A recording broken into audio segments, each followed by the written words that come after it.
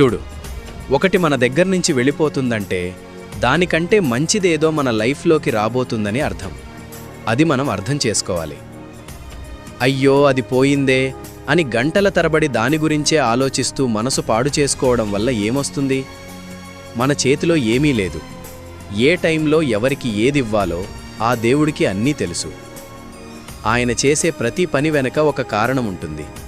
అది మన మంచికే అనుకుని ప్రశాంతంగా ఉండటం నేర్చుకోవాలి. ఇప్పుడు నువ్వు కోల్పోయిన దానికంటే రేపు నీకు దక్కబోయేది చాలా గొప్పగా ఉంటుంది. జస్ట్ ఆ నమ్మకంతో ముందుకు సాగిపో.